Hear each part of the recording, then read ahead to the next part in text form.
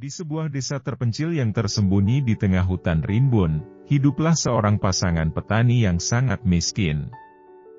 Mereka adalah Embok Rondo dan Embok Gepeng. Keberuntungan mereka tampaknya tak kunjung bersinar, dan satu-satunya kebahagiaan dalam hidup mereka adalah seorang anak perempuan cantik bernama Timun Mas. Suatu hari, ketika matahari bersinar terang, Timun Mas sedang bermain di halaman belakang rumah mereka.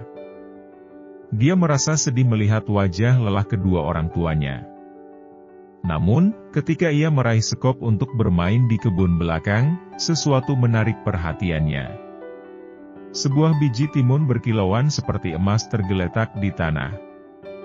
Tanpa berpikir panjang, Timun Mas memutuskan untuk menanam biji tersebut di kebun mereka.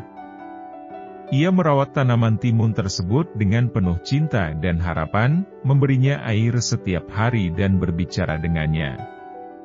Tanaman timun itu tumbuh dengan sangat cepat dan subur, memberikan buah-buahan yang cantik dan lezat. Namun, pada suatu malam yang gelap, ketika bulan tersembunyi di balik awan, sesuatu yang mengerikan terjadi. Buto Ijo, makhluk hijau besar yang dikenal sebagai penjahat hutan, muncul di depan pintu rumah mereka. Tubuhnya besar dan kulitnya hijau seperti lumut, serta matanya merah seperti bara api. Dia mengancam untuk menghancurkan seluruh desa jika Timun Mas tidak diserahkan kepadanya. Orang tua Timun Mas, yang cinta kasihnya pada anak mereka tidak terbatas, menolak tegas. Mereka tidak akan pernah menyerahkan anak mereka kepada makhluk jahat seperti Buto Ijo. Namun, Buto Ijo tidak akan menyerah begitu saja. Dia mencoba mencuri Timun Mas di tengah malam, tetapi Timun Mas berhasil melarikan diri ke dalam hutan yang gelap.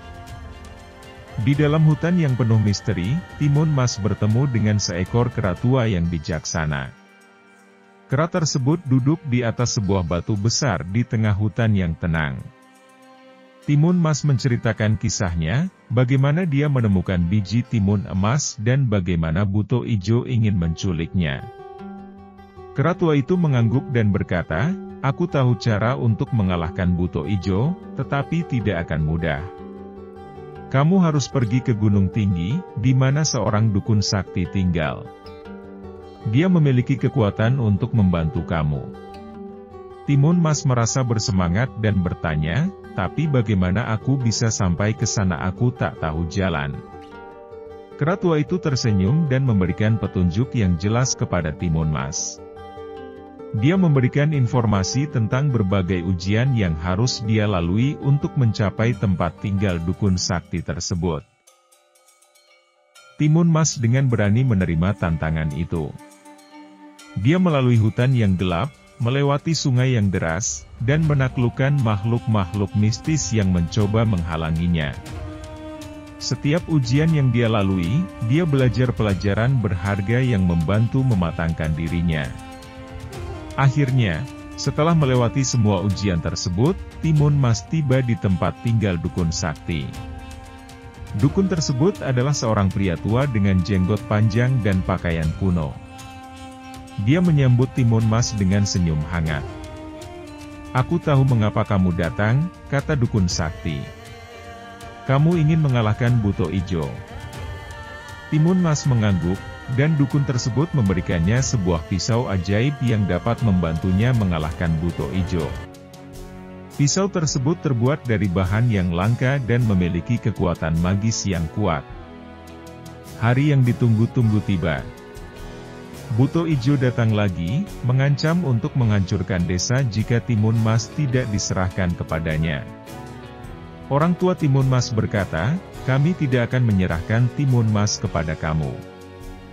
Buto Ijo marah dan mencoba menyerang mereka, tetapi Timun Mas, dengan pisau ajaib yang diberikan oleh dukun sakti, mampu melawan Buto Ijo dengan gagah berani. Mereka berdua bertarung dengan sengit, tetapi kebaikan dan keberanian Timun Mas akhirnya mengalahkan kejahatan Buto Ijo. Buto Ijo perlahan-lahan menghilang, diselamatkan oleh kekuatan baik yang ada dalam diri Timun Mas. Desa itu akhirnya kembali makmur berkat tanaman-tanaman ajaib yang tumbuh dari biji timun emas. Timun Mas dan orang tuanya hidup bahagia, dan mereka selalu berterima kasih kepada keratua dan dukun sakti yang telah membantu mereka dalam mengatasi kesulitan. Cerita ini mengajarkan kepada kita tentang keberanian, kebijaksanaan, dan keinginan untuk melawan kejahatan demi melindungi orang yang kita cintai. Timun Mas adalah contoh nyata bahwa bahkan orang kecil dengan tekad yang besar dapat mengatasi rintangan yang besar.